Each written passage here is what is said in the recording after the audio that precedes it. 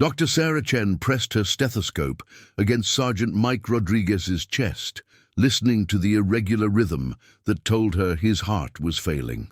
Around them, the field hospital in eastern Afghanistan buzzed with the controlled chaos of military medicine, doctors shouting orders, nurses running between patients, the constant thrum of helicopters bringing in more wounded from the latest Taliban offensive. "His pulse is getting weaker," Sarah called to Dr. Marcus Webb, the senior trauma surgeon who had been her mentor for the past 18 months.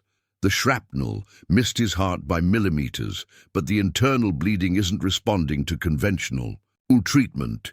Webb glanced at the monitors showing Rodriguez's vital signs, then at the dozen other critical patients waiting for attention. At 34, Sarah was one of the most skilled trauma surgeons in the Army Medical Corps, but even her expertise had limits when supplies ran low and casualties mounted faster than they could treat them. "Do what you can," Webb said grimly. "We're getting reports that the Taliban have broken through the perimeter defenses. Command is ordering medical evacuation in 30 minutes. Sarah's hands stilled on Rodriguez's chest. 30 minutes? We have 47 critical patients who can't be moved. Orders are orders, Chen. We evacuate with the medical supplies and essential personnel.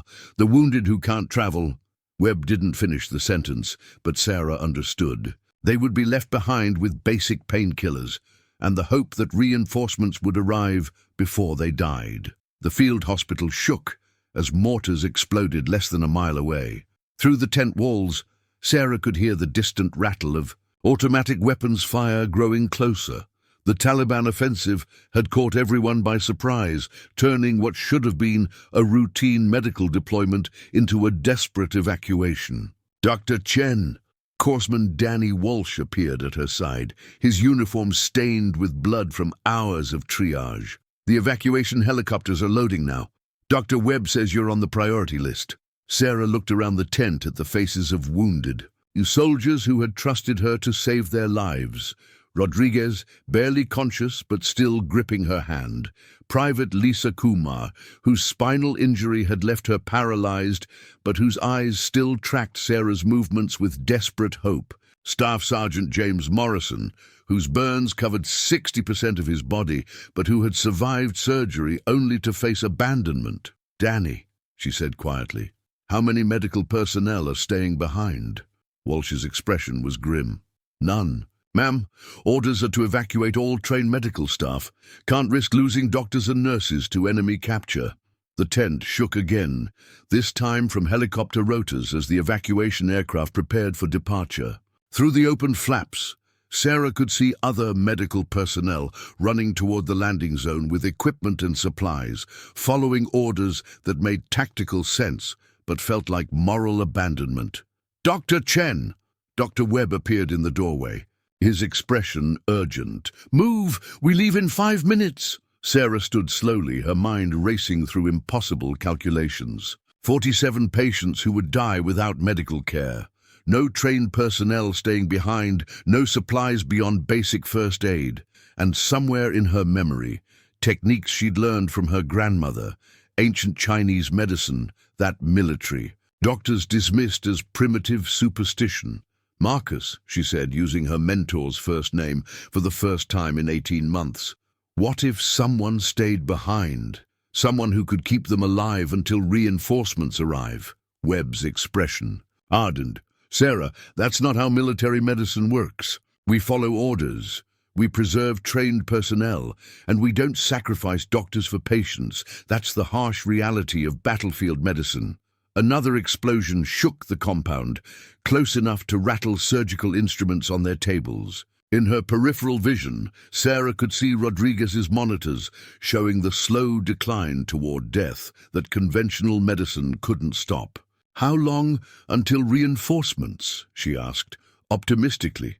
72 hours, realistically, maybe a week. Sarah closed her eyes, hearing her grandmother's voice from 20 years earlier, teaching her pressure points and herbal remedies that American medical schools didn't recognize. Techniques that could slow bleeding, strengthen heartbeats, and ease pain using nothing more than precise touch and knowledge passed down through generations. Dr. Chen, we're leaving now. Webb grabbed her arm. That's an order. But Sarah was no longer listening to Webb. She was listening to Rodriguez's labored breathing, to Kumar's whispered prayers, to Morrison's barely audible requests for water. 47 soldiers who had served their country, now facing abandonment when they needed help most. "Danny," she said quietly, "what medical supplies are being left behind?" Walsh consulted his tablet.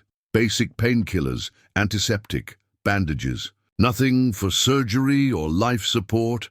What about the traditional medicine supplies I requested last month? The acupuncture needles, the herbal preparations? Webb stared at her in disbelief. "Sarah, you're not seriously considering staying behind to practice folk medicine on dying soldiers. I'm considering staying behind to practice medicine, period." Sarah's voice carried a certainty that surprised even her. "These soldiers trusted us to save their lives. I can't walk away because the situation got difficult."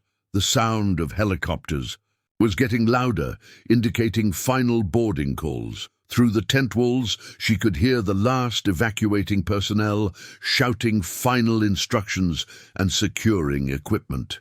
"Dr. Chen," Walsh said urgently, "with respect, ma'am, what you're suggesting is suicide. The Taliban will be here in hours. Even if you could somehow keep these patients alive, you'd all be captured or killed." Sarah looked around the tent one more time, seeing not just wounded soldiers, but human beings who had families, dreams, and futures that hung in the balance.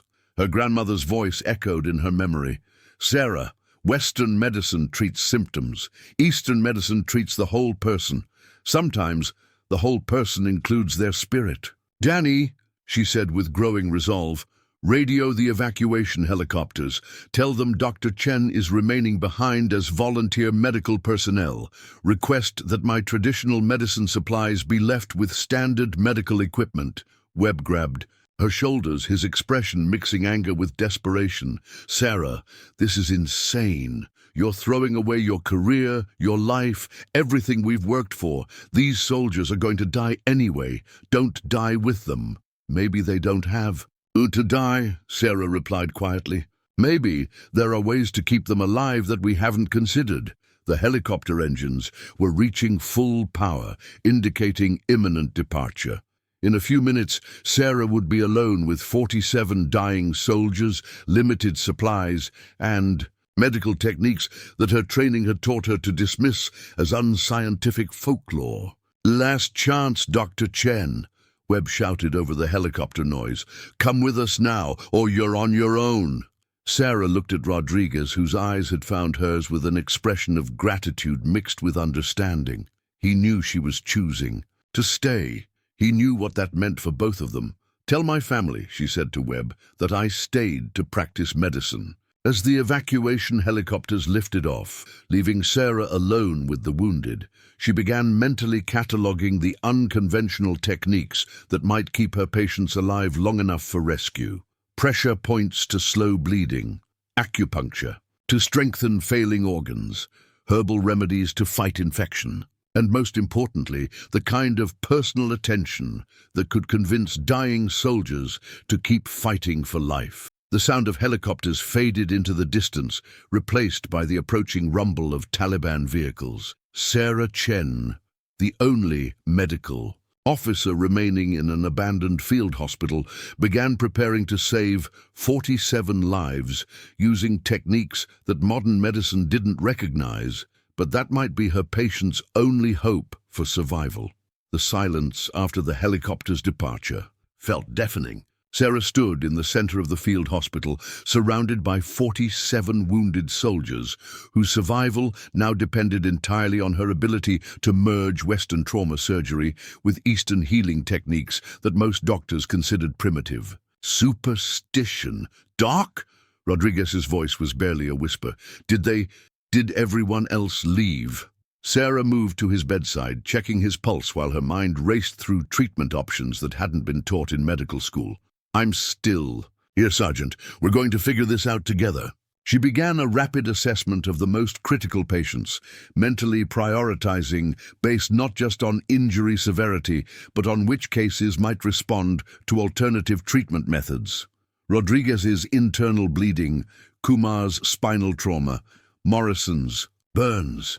Each required approaches that conventional medicine couldn't provide with their limited supplies.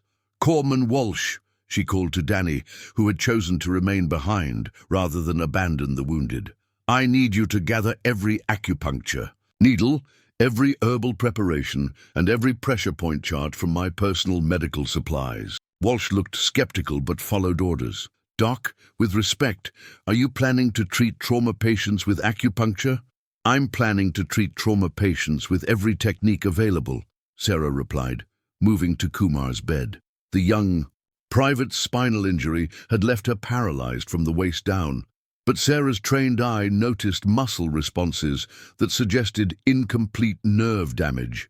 From her grandmother's teachings, Sarah remembered specific acupuncture points that could stimulate nerve regeneration and reduce spinal inflammation.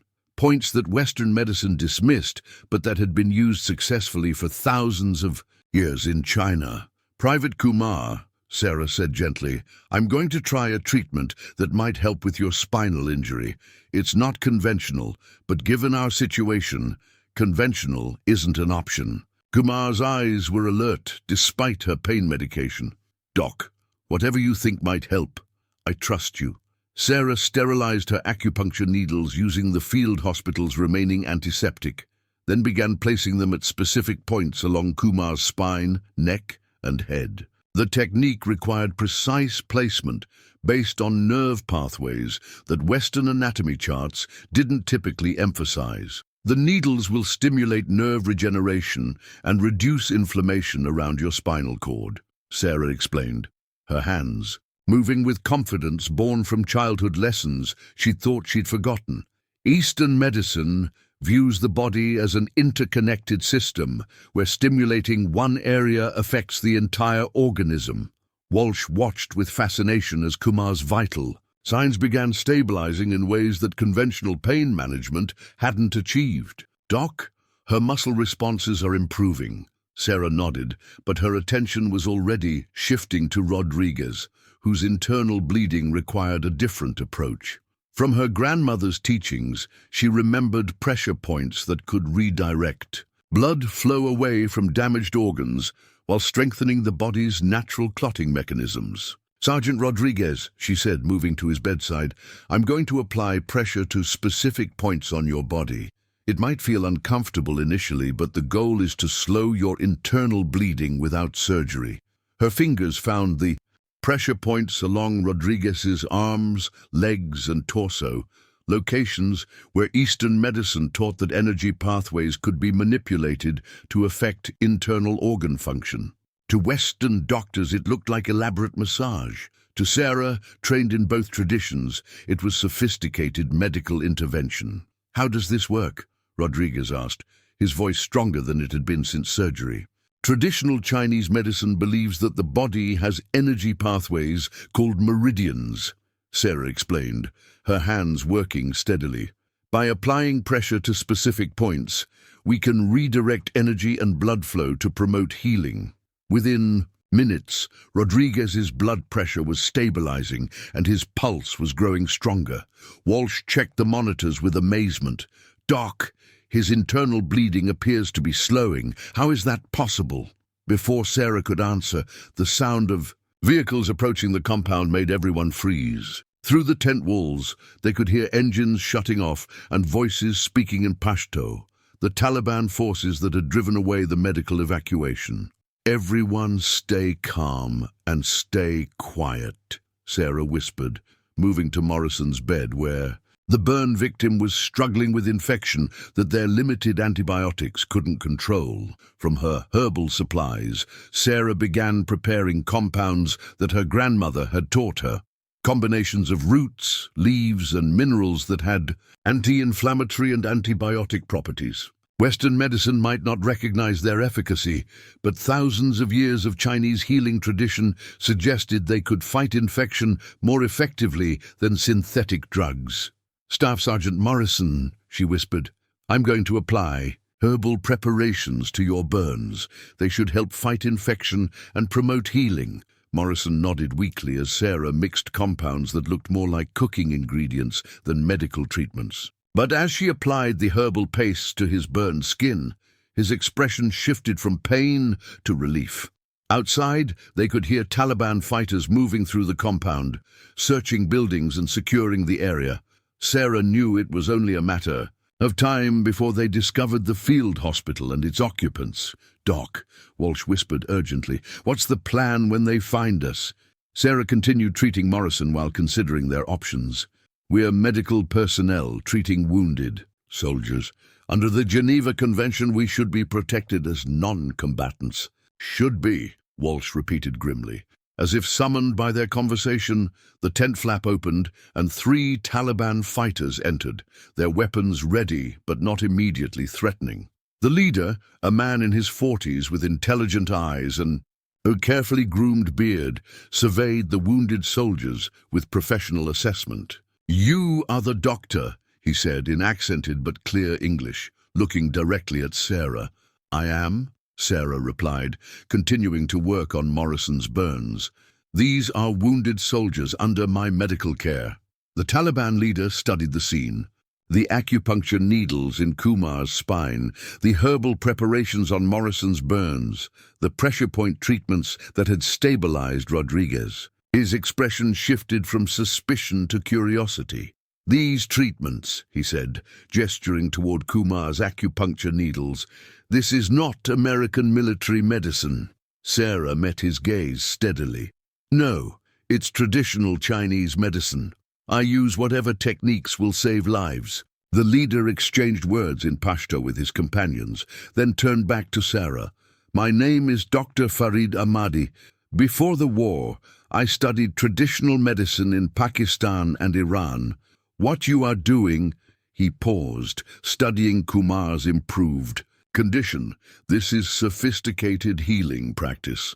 The revelation that their captor was himself a doctor changed the dynamic entirely. Sarah realized she was facing not just a Taliban fighter, but a medical professional who might understand the value of the techniques she was using. "Dr. Ahmadi," she said carefully, "these soldiers need continued medical care regardless of politics. As medical professionals, surely we can agree on that priority."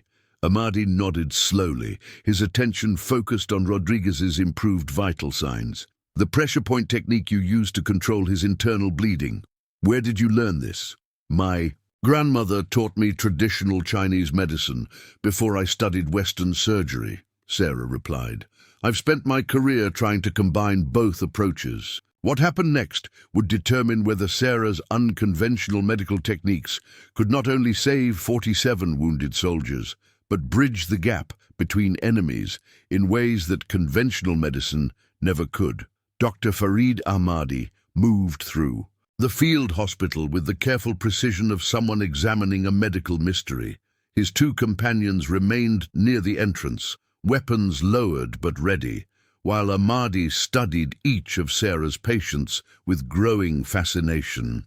"This soldier," he said, stopping beside Kumar's bed, "her spinal injury should have left her completely paralyzed. But I can see muscle responses in her lower extremities." Sarah continued monitoring Kumar's acupuncture treatment while evaluating this unexpected development.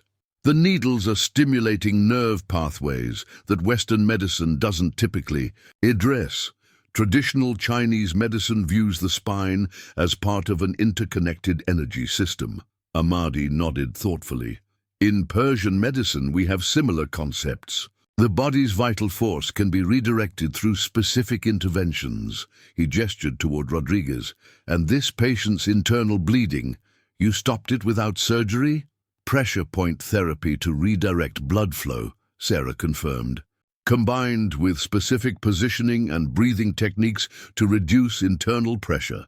The Taliban doctor knelt beside Morrison, studying the herbal preparations that Sarah had applied to his burns. These compounds, turmeric, neem, aloe, vera, we use similar combinations in traditional Afghan medicine. Sarah felt a spark of hope. You recognize the treatments. More than recognize, Ahmadi replied. I studied traditional healing before Western medicine became my focus. What you are doing here? He paused, checking Morrison's vital signs. This is sophisticated integration of ancient and modern techniques. Walsh watched the exchange with amazement. Doc, are you two actually discussing medical theory while we're in the middle of a war zone? Ahmadi's expression grew serious. Corpsman, medicine transcends politics. These soldiers are wounded human beings who require care. He turned to Sarah. Dr. Chen, I have a proposition. Sarah felt her pulse quicken. I'm listening. My fighters control this region now, but we also have wounded among our ranks. Our medical supplies are limited. Our trained personnel are few. Ahmadi gestured toward the tent full of injured soldiers. You have demonstrated techniques that could help both. Your soldiers and my fighters. What are you suggesting? Sarah asked carefully. A temporary medical alliance. You treat our wounded using these traditional methods, and we provide protection and additional supplies for your patients. Medical cooperation separate from military conflict. Walsh stepped forward. Doc, you can't seriously be considering treating enemy combatants. But Sarah was already thinking through the implications. 47 American soldiers who would die without continued care. Taliban fighters who could provide protection and supplies, and medical techniques that could bridge political divides through shared human need. Dr. Ahmadi, she said slowly, what guarantees do I have that my patients will be safe? You have my word as a physician, Ahmadi replied, and practical necessity.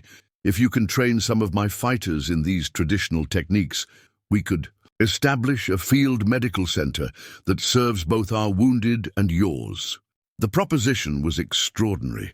Enemy forces working together on medical treatment while continuing to fight each other militarily. But as Sarah looked around the tent at soldiers who would die without sophisticated care, she realized conventional approaches had already failed. What would you need from me? She asked. Ahmadi's eyes lit up with professional enthusiasm. Training in pressure point therapy, acupuncture placement, herbal preparation, techniques that could be used with limited supplies in battlefield conditions. Sarah made a decision that would have been unthinkable 6 hours earlier. I'll teach you everything I know, on one condition. All wounded, yours and mine, receive equal treatment. No political distinctions in medical care. Agreed, Ahmadi said immediately. When do we begin?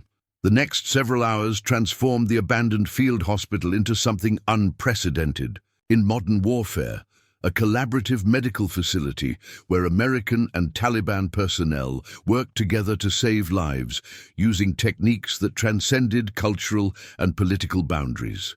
Sarah demonstrated acupuncture placement, while Ahmadi translated her instructions for Taliban fighters who became impromptu medical assistants. She taught pressure point therapy to young Afghan fighters who had joined the Taliban for economic survival rather than ideological commitment.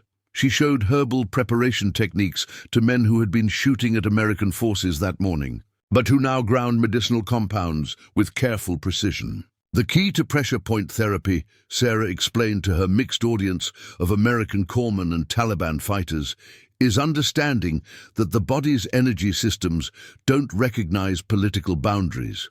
Pain, healing, and recovery work the same way regardless of nationality. Walsh, initially skeptical, found himself working alongside Taliban medics to monitor patient vital signs. Doc, this is the strangest medical training I've ever seen. But the results were undeniable. Rodriguez's internal bleeding had stopped completely. Kumar was regaining sensation in her legs. Morrison's burns were healing faster than conventional treatment would have achieved. And when Taliban fighters brought in their own wounded, victims of American airstrikes and artillery fire, the same techniques proved equally effective. Dr. Chen, Ahmadi said during a brief break in treatment, What you are teaching changes everything about battlefield medicine. These techniques could save thousands of lives on both sides. Sarah nodded, exhausted, but energized by the day's unprecedented medical cooperation. Traditional healing methods have been saving lives for thousands of years. Western medicine sometimes forgets that efficiency isn't the only measure of effectiveness. As night fell over the compound, the field hospital had become something neither military had planned for, a neutral zone where ancient healing techniques created temporary peace between enemies. American soldiers received treatment from Taliban medics trained in pressure point therapy. Afghan fighters learned acupuncture from American corpsmen, and herbal preparations that required no sophisticated equipment or expensive supplies proved more effective than conventional pharmaceuticals. But as Sarah checked on Kumar, whose spinal injury was responding dramatically to continued acupuncture treatment, Walsh approached with concerning news. "Doc, I've been monitoring radio communications. American reinforcements are en route. They'll be here in 6 hours, and they're not coming for medical evacuation." Sarah's stomach dropped. "What kind of reinforcements?" "Combat units, Doc. They're planning to retake the compound by force. They don't know about our arrangement with the Taliban forces here." Sarah looked around the tent at the unprecedented scene of cooperation she'd helped create. American and Taliban personnel working together to save lives, traditional medicine proving more effective than modern pharmaceuticals, and wounded soldiers, from both sides recovering through shared healing techniques. In 6 hours, military reality would reassert itself, ending the most extraordinary medical collaboration in modern warfare history. Unless she could find a way to preserve what they'd built and convince both sides that some things transcended politics. "Dr. Ahmadi," she called out, "we need to talk." The pre-dawn darkness felt heavy with approaching danger as Sarah found Dr. Ahmadi tending to a Taliban fighter whose chest wound had been stabilized, using the pressure point techniques she'd taught him 6 hours earlier. Around them, the field hospital operated with the quiet efficiency of medical professionals, focused entirely on saving lives, regardless of which uniform their patients wore. "Dr. Ahmadi," Sarah said quietly, "we have a problem." He looked up from his patient, immediately reading the concern in her expression. "American reinforcements. Combat units arriving at dawn. They're not coming for medical evacuation. They're coming to retake the compound by force." Sarah gestured around the tent at the unprecedented cooperation they'd achieved. "They don't know that we've created something that transcends the conflict." Ahmadi's expression grew grim. "My commanders are also expecting reinforcements, fresh fighters who will not understand or appreciate what we have accomplished here." The weight of the situation settled over them both. In a few hours, the medical sanctuary they'd created would become a battlefield again, destroying not just their collaborative healing work, but potentially killing patients who were finally recovering through traditional medicine techniques. "What if we don't let it happen?" Sarah asked suddenly. Ahmadi stared at her. "What do you mean? What if we refuse to allow this place to become a battleground again?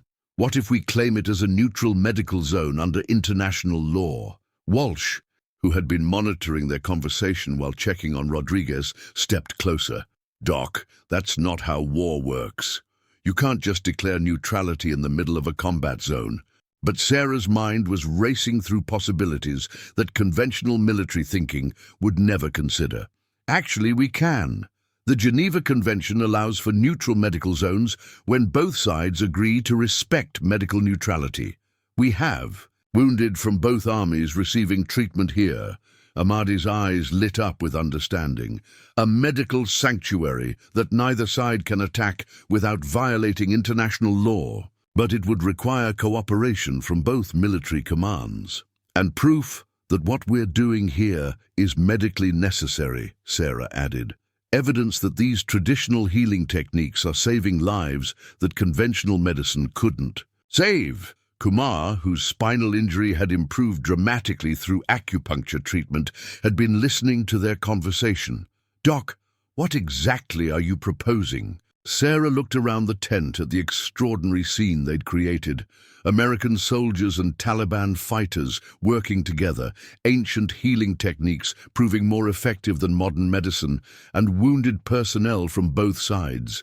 Recovering through shared medical care. I'm proposing that we document everything, she said with growing conviction. Every treatment, every technique, every successful outcome, and then we present both military commands with evidence that this facility represents a medical breakthrough that transcends political conflict. Ahmadi nodded thoughtfully. Medical neutrality based on demonstrable results rather than political negotiation. But Walsh was shaking his head. Doc, you're talking about asking American and Taliban forces to honor a ceasefire based on alternative medicine techniques. That's not going to work. Before Sarah could respond, the sound of helicopters in the distance announced the arrival of American reinforcements. Through the tent walls, they could see lights approaching from the east. Combat units preparing to assault a position they believed was held entirely by enemy forces. We're out of time, Sarah said grimly. Dr. Ahmadi, can you contact your commanders? Explain the medical situation here. I can try, Ahmadi replied, pulling out a radio, but they may not understand the significance of what we've achieved. Sarah turned to Walsh. Danny, I need you to radio the incoming American forces. Tell them this position contains wounded American personnel receiving critical medical care, and that any assault would violate medical neutrality. Doc, they're not going to abort a combat mission based on my word. Then I'll talk to them myself, Sarah said, grabbing the radio.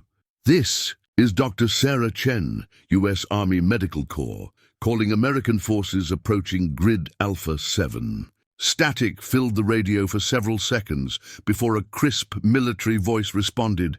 Dr. Chen, this is Colonel Robert Hayes, 3rd Infantry Division. Our records show you were evacuated from that position yesterday. Negative, Colonel. I remained behind to treat wounded personnel who couldn't be evacuated. We currently have 47 American casualties receiving critical care. Dr. Chen, intelligence indicates that position is now held by Taliban forces. We're prepared to commence assault operations to secure American wounded. Sarah felt the weight of impossible decisions pressing down on her. Colonel Hayes, the situation here is more complex than intelligence reports suggest. We need to discuss terms for medical evacuation that won't compromise ongoing treatment. The radio crackled with confusion. Dr. Chen, what kind of ongoing treatment requires negotiation? With enemy forces? Through the tent opening, Sarah could see Taliban fighters taking defensive positions around the compound, while American helicopters circled at a distance, both sides preparing for combat that would destroy everything they'd built. Colonel Hayes, she said carefully, we've established a collaborative medical facility that's saving American lives using techniques that require continued cooperation. I'm requesting permission to explain the situation before any military action is taken. Long silence on the radio, followed by a voice that carried the authority of command decision. Dr. Chen, you have 10 minutes to explain why I shouldn't order an immediate assault to secure American personnel. Sarah looked around the tent at faces that reflected the same impossible choice she was facing.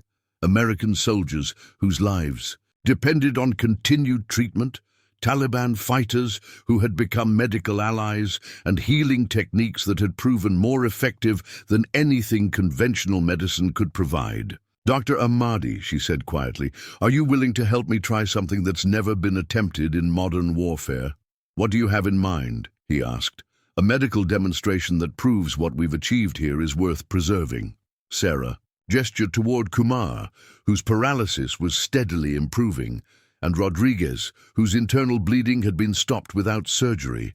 Evidence that traditional healing techniques can save lives that modern medicine would lose. Ahmadi's expression shifted to understanding mixed with respect. You want to show them that medicine transcends politics. I want to show them that some things are too important to destroy, Sarah replied, keying the radio again.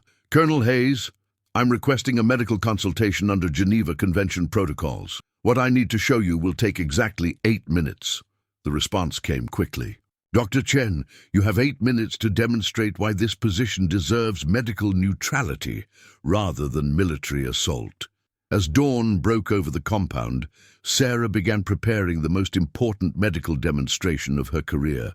One that would either preserve an unprecedented collaboration between enemies or result in the destruction of everything they'd accomplished. Dawn light filtered through the field hospital tent as Sarah prepared to conduct the most important medical demonstration of her career. Outside, American helicopters maintained a defensive perimeter, while Taliban fighters held their positions, both sides waiting for evidence that would either justify or prevent military action. Colonel Hayes, Sarah spoke into the radio while monitoring Kumar's vital signs. I'm going to demonstrate medical techniques that are currently keeping 47 American soldiers alive in ways that conventional treatment couldn't achieve. Through her earpiece, she could hear helicopter rotors and radio chatter as American commanders evaluated an unprecedented situation. Dr. Chen, you have 8 minutes to justify why we shouldn't assault a Taliban-held position to recover American wounded. Sarah looked at Dr. Ahmadi, who had positioned himself beside Rodriguez's bed, where pressure point therapy had stopped internal bleeding that surgery couldn't control. Dr. Ahmadi, would you assist with this demonstration? Ahmadi nodded, understanding that the next few minutes would determine whether their medical collaboration survived or died in crossfire between opposing forces. Colonel Hayes, Sarah continued, I'm going to show you live medical monitoring of patients being treated with techniques that integrate Western surgery with traditional healing methods. Private Kumar, show them your leg movement. Kumar, whose spinal injury had left her completely paralyzed 12 hours earlier, slowly lifted her right leg 6 inches off the bed. The movement was minor by normal standards, but represented impossible recovery from complete paralysis through acupuncture.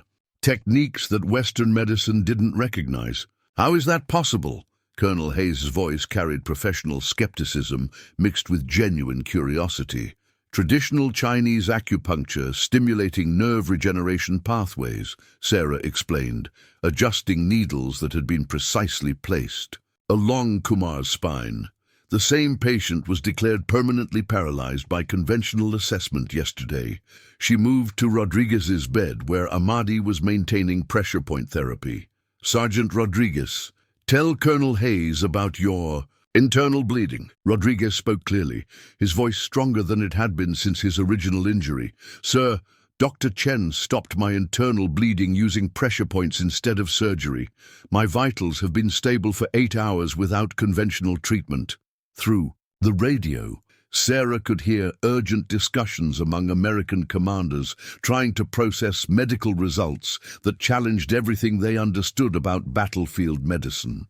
Dr. Chen, Colonel Hayes said carefully, are you telling me that alternative medicine techniques are proving more effective than standard military medical procedures? I'm telling you that integrating traditional healing methods with modern medicine is saving American lives that conventional treatment alone couldn't save, Sarah replied, and that this integration required cooperation with local medical knowledge. She gestured for Ahmadi to step forward. Colonel Hayes, I'd like you to meet Dr. Farid Ahmadi, who has provided essential expertise in traditional healing techniques that complement Western surgical procedures. The radio fell silent for several seconds before Hayes responded. Dr. Chen, are you saying that Taliban personnel have been providing medical assistance to American wounded? I'm saying that medical professionals have been cooperating to save lives regardless of political affiliation, Sarah corrected. Dr. Ahmadi's knowledge of traditional healing methods has been essential to patient recovery. Ahmadi leaned toward the radio. Colonel Hayes, I am Dr. Farid Ahmadi. Before this conflict, I studied medicine in Pakistan and Iran. What Dr. Chen has accomplished here represents a synthesis of healing traditions that could benefit wounded personnel from all sides. Morrison, whose burns had healed dramatically through herbal treatments, spoke up from his bed. "Sir, the Taliban. Doc has been treating my burns with compounds that work better than anything we had in our medical supplies." The sound of helicopter engines shifted as American aircraft moved closer to the compound, but Sarah noticed they weren't taking attack positions. Instead, they seemed to be establishing observation points for continued assessment. "Dr. Chen," Colonel Hayes's voice carried the weight of command decision. "I need to understand the full scope of what you're describing. Are you requesting that American forces recognize medical neutrality for a facility that includes enemy combatants?" Sarah looked around the tent at the extraordinary cooperation they'd achieved. American soldiers and Taliban fighters working together to save lives, traditional medicine proving more effective than conventional pharmaceuticals, and healing techniques that had bridged political divides through shared human need. "Colonel Hayes, I'm requesting recognition that some medical advances transcend political conflict. The techniques we've developed here could revolutionize battlefield medicine for all parties." Ahmadi stepped closer to the radio. "Colonel, with Dr. Chen's permission, I would like to propose a formal medical exchange. My knowledge of traditional healing methods for her expertise in surgical trauma care. A collaboration that could save lives on both sides." The proposal was unprecedented in modern warfare. Formal medical cooperation between enemy forces based on shared professional expertise rather than political negotiation. Through the radio, Sarah could hear discussions that seemed to involve multiple command levels. After several minutes, Colonel Hayes returned with a response that would determine the fate of their medical sanctuary. "Dr. Chen, Higher Command has authorized a temporary medical ceasefire to evaluate the techniques you've described. We're sending a team of military medical specialists to assess your patients and treatment methods." Sarah felt relief flood through her, but Ahmadi was speaking into his own radio in rapid Pashto, presumably communicating with Taliban commanders about the developing situation. "Colonel Hayes," Sarah said, "what about Dr. Ahmadi and the Taliban? Personnel who have been essential to these medical advances." "That," Hayes replied grimly, "will depend on whether your medical results justify the unprecedented nature of this situation." As American medical specialists prepared to evaluate healing techniques that had saved lives through international cooperation, Sarah understood that they had achieved something extraordinary. The first formal medical collaboration between enemy forces in modern warfare. But whether it would survive military and political scrutiny remained to be seen. "Dr. Ahmadi," she said quietly, "whatever happens next, what we've accomplished here proves that medicine can transcend any conflict." Ahmadi nodded, watching American helicopters land outside the tent. "Dr. Chen, you have shown me that healing has no nationality. That knowledge will survive regardless of what commands decide." As military medical specialists entered the field hospital to evaluate treatments that had challenged every assumption about battlefield medicine, Sarah realized that her decision to stay behind with traditional healing techniques had created something far more significant than successful patient care. It had demonstrated that some human values transcended even the deepest political divisions. The official evaluation would determine whether their medical collaboration could be formally recognized and expanded, potentially revolutionizing how military medicine approached battlefield treatment. But regardless of official decisions, 47 American soldiers were alive because ancient healing wisdom had been combined with modern medical knowledge through cooperation that politics said was impossible. "Dr. Chen," Colonel Hayes's voice crackled through the radio one final time, "preliminary assessment suggests your techniques represent significant medical advances. Higher Command is authorizing continued evaluation and possible integration into standard military medical protocols." As the sun rose fully over the compound, illuminating a field hospital where enemies had become healing partners, Sarah understood that sometimes the most important medical breakthroughs happened not in research laboratories, but in places where human need forced innovation beyond conventional boundaries. The ancient techniques her grandmother had taught her, dismissed by Western medicine as primitive folklore, had not only saved 47 lives, but had created the first formal medical cooperation between opposing forces in modern warfare, proof that healing, like hope, recognized no political boundaries.